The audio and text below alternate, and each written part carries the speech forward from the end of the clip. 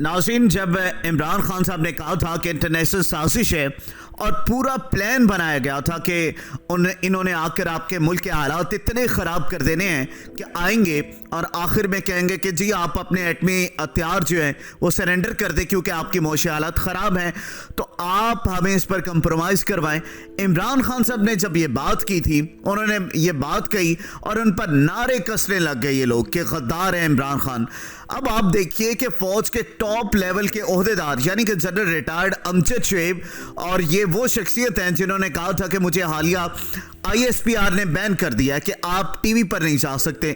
उन्होंने ये बात बताई क्योंकि जिसके बाद इमरान खान साहब की बात को आप मिक्स करेंगे तो आपके रोंगटे खड़े हो जाएंगे। उन्होंने कहा कि अब IMF आपसे मुतालबा कर रहा है कि आपने फौज को कम करना है, आपके फौज की तादाद कम हो, आप अखराजात उठा नहीं सकते क्योंकि आप जितने हैं, आपके जो बजट का एक बहुत बड़ा हिस्सा है वो आपकी फौज की तरफ जाता है और सारी सी बात है हमने तनख्वाह देनी है और ये सारी दुनिया में होता है। उन्होंने कहा है कि अब वो आपसे मुतालबा कर रहे हैं कि आप अपनी फौज का साइज कम करें, आप अपनी फौज के अंदर से लोगों को निकालें और आपको छोड़ देंगे ताकि आपकी फौज कमजोर हो और इसके बाद आपकी कौमी सलामती के दूसरे मामलात की तरफ वो आने वाले हैं। उन्होंने कहा कि मैं चीफ जस्टिस को कहता हूं कि आप इस साजिश की तहकीकात करवाएं, मैं किसी पर इल्जाम नहीं लगा रहा, लेकिन चेक करें कि किसको पूरे का पूरा मिशन दिया गया है कि पाकिस्तान उसने बर्बाद कर रहे हैं और तमाम तर सहूलियात पाकिस्तान से ख़त्म करके पाकिस्तान को अपाहिज कर दे और इस लेवल पर ले आए कि आपकी फ़ौज कमज़ोर हो जाए, दुश्मन आप पर चढ़ दौड़े और आप पर हमला करे और आपकी फ़ौज का साइज जो है वो कम हो जिस तरीके से डिमांड की जा रही है। और इमरान खान साहब ने कहा था कि ये पहले आएंगे आपकी तरफ, देखें ये मुल्क अगर बचा हुआ है तो आपकी फ़ौज की वजह से। अगर बॉर्डर पर शहादतें ना हो रही होती, अगर आपके अंदरूनी सतह पर इंटेलिजेंस बेस ऑपरेशन ना हो रहे होते तो ये तमाम चीज़ें अब तक सलामत नहीं रहती। और इमरान खान साहब ने बिल्कुल ठीक बात कही थी कि मुल्क 3 हिस्सों में तकसीम हो जाएगा। अब बताइए कि किसको मिशन दिया गया था कि आपने मुल्क तबाह करना है।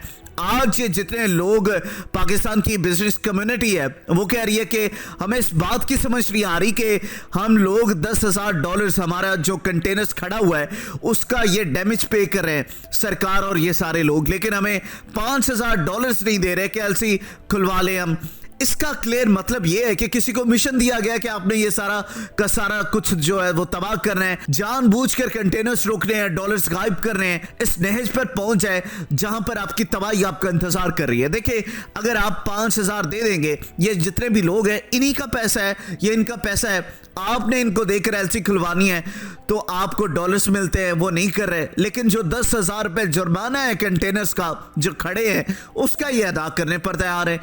तो एक तो क्लियरली बात हुई कि ये जानबूझकर मिशन दिया गया है, स्क्रिप्ट दिया गया है, आपने ऐसे मुल्क को तबाह कर रहे हैं, आपने ऐसे कर रहे हैं, आपने ऐसे कर रहे हैं। सिंपली सी एक मिसाल ले लें, अगर मिसाल आज आपकी टीम अच्छा परफॉर्म कर रही है, बाबर आजम के खिलाफ अचानक एक साजिश होती है और रमीज राजा ने कहा कि मुझे शहबाज शरीफ ने बुलाया कि आप बहुत अच्छा काम कर रहे हैं, चंद दिन के बाद नजम सेठी आ जाता है और बाबर आजम को निकालने का कहते हैं कि बाद में ठीक है जी फलाना है, ये है, इसने ये कर दिया। अब इसके खिलाफ कैंपेन चल रही है इंटरनेशनल सतह पर, आपके तमाम के तमाम इदारे एहतजाजन तबाह किए जा रहे हैं। अब आप देखिए कि श्रीलंका के साथ क्या हुआ, डिफॉल्ट कर गया, उन्होंने उनसे क्या डिमांड की कि आप फौज का जो हिस्सा है, जो आज अमजद शुएब साहब बात कर रहे हैं कि जापान के साथ भी इन्होंने वही हाल किया और जापान से शर्तें मनवाई, आप हर सूरत अपनी फौज कम करें, उन्होंने डिमांड की थी जापान से भी, उन्होंने तुर्की से भी ये काम करवा, सारी दुनिया के अंदर ये काम करते हुए अब वो आ रहे हैं पाकिस्तान की तरफ। एक बात बताइए, ये अगर हम सऊदी अरब मॉडल लगा ले जो मोहम्मद बिन सलमान ने लगाया था, वो क्या था कि जी लटकाओ, थोड़ी इनकी चित्रौल परेड करो और इनसे पैसा ले लो। अब आप ये बताइए कि जो ये लोग एसीज के अंदर रहने वाले हैं, इनके जिस्म तो मार खाने के आदी नहीं है, इन्होंने मसाज करवाने के लिए गोरियां रखी होती है घरों में जो आप लोगों को, हम लोगों को नहीं पता लेकिन होती हैं। तो आप ये बताएं कि इनसे पैसा क्यों नहीं वसूल कर सकते। इमरान खान साहब ने तो ये बात क्लियरली कही है, उन्होंने कहा कि जी ISI को अगर आप लगा दें, ISI इतनी काबिल है, इनसे पैसे वसूल कर लेगी। अब सवाल ये पैदा होता है कि हम अगर इन चोरों से पैसा वसूल कर लेंगे तो हमें IMF के पास जाने की जरूरत ही नहीं है, तो हम लोग क्यों नहीं कर रहे इन चोरों से पैसा वसूल?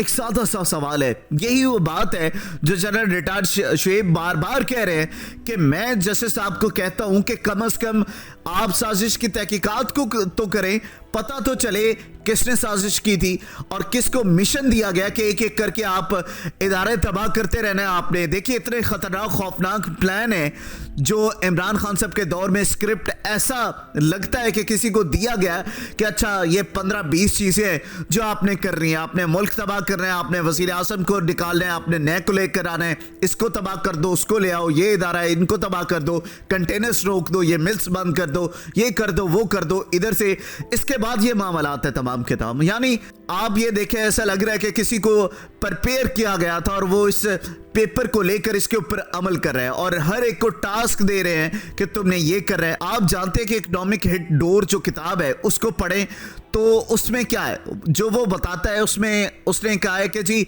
बंदों को ओहदे पर बैठा दिया जाता है। मिसाल के तौर पर क्रिकेट पर बात कर रहे हैं तो नजम सेठी इस तरह, तो आपने बस इदारों पर बंदे बैठाने हैं, इनका काम ये होता है कि इन्होंने इदारों को तबाह कर देना है। इन्होंने दुनिया भर के अंदर ये चीजें हो रही हैं।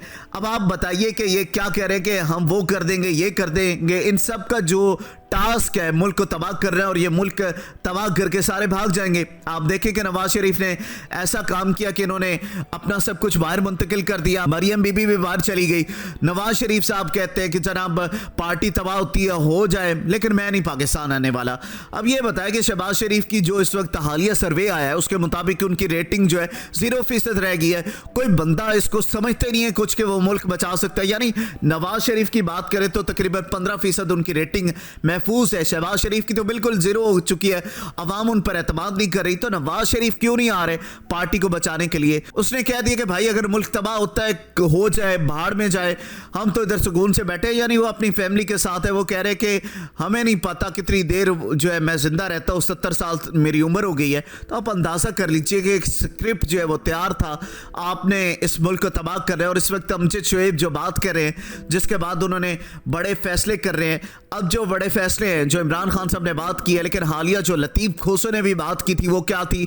उन्होंने कहा था कि जी आपके एटमी हथियार बेचेंगे, ये हर सूरत जो है बिकेंगे। उन्होंने कहा कि ये असल में इस मिशन पर आए हैं जिन पर ये लोग काम कर रहे हैं। अब लतीफ खोसो को आप देखें कि पार्टी से निकाल दिया गया। उन्होंने कहा कि जी जब मैं बात करूंगा तो मुझे पार्टी गले से पकड़ लेगी और हकीकतन ऐसा हुआ। लतीफ खोसो को साइड पर कर दिया गया।